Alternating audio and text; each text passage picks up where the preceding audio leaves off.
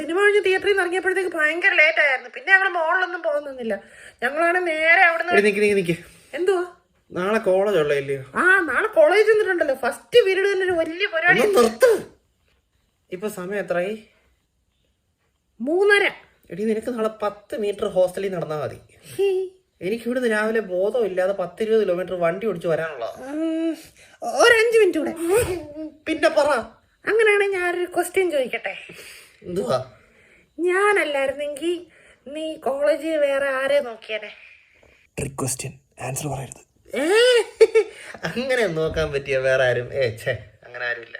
എന്നാലും കാണാൻ കൊള്ളാൻ എത്രയോ പിള്ളേരുണ്ടായിരുന്നു. ഒരാളുടെ പേര് പറ. ഇല്ലടി, അങ്ങനെ വേറെ ആരോടും അങ്ങനെ തോന്നിയിട്ടൊന്നുമില്ല. എടോ ഇയാള് പറയടോ, ഞാൻ പ്രശ്നമൊന്നും ഉണ്ടാക്കത്തില്ല. ഹൈപ്പോത്തറ്റിക്കൽ അല്ലേ? ഓ ആണല്ലേ? അങ്ങനെയാണെങ്കി പറട്ടെ. ശ്രീലക്ഷ്മി നല്ലായിരുന്നു. ശ്രീലക്ഷ്മി CS ലെ? ഓക്കെ. ഇനി നീ ശ്രീലക്ഷ്മിയുടെ മുഖത്ത് നോക്കിന്നറിഞ്ഞ, മുഖത്ത് നോക്കിയും പോട്ടെ, നീ CS ഡിപ്പാർട്ട്മെന്റിന്റെ അടുത്തൂടെ കാണാൻ പോയെന്നറിഞ്ഞ നിന്റെ കണ്ണി ഞാൻ കുത്തി പൊട്ടിക്കും, കാലും തല്ലി പിടിക്കും. അല്ല റെസ്പെക്റ്റീവ്ലി. അല്ല, നിനക്ക് ഞാനല്ലാതെ ഇതുപോലെ വേറെ ആരെവിടെ? നിനക്ക് നാണം ഉണ്ടോ എന്റെ തിന്മാരി മ്ലേച്ഛകരമായ ക്വസ്റ്റ്യൻ ചോദിക്കാൻ? അവന്റെ ശ്രീലക്ഷ്മി വേറെ ആരെങ്കിലും ഉണ്ടോ? ഇല്ല. എന്നാലും ഇല്ല.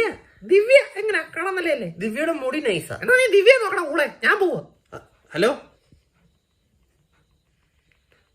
ദിവ്യ നോക്കിയാ മതിയായിരുന്നു. ദിവ്യ നോക്കിയാ മതിയായിരുന്നു. തീർന്നില്ലേ? ഹലോ, ഇപ്പൊ ശരിക്കും വെച്ചിട്ട് പോവാ.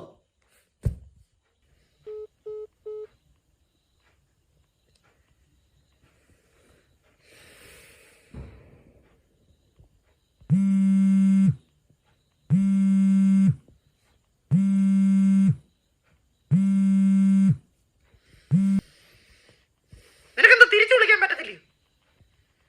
നിന്റെ അണ്ണാക്കിൽ എന്ത് പഴമാകും? നീയല്ലേ വെച്ചിട്ട് പോയ? എടാ ഞാൻ വെച്ചിട്ട് പോയാ നീ തിരിച്ചു വിളിക്കണം.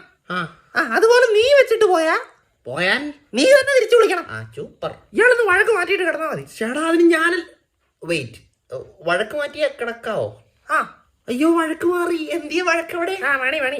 ശരി, ഞാനെന്നാ കിടക്കട്ടെ. എനിക്ക് 2 മിനിറ്റ് കൂടെ.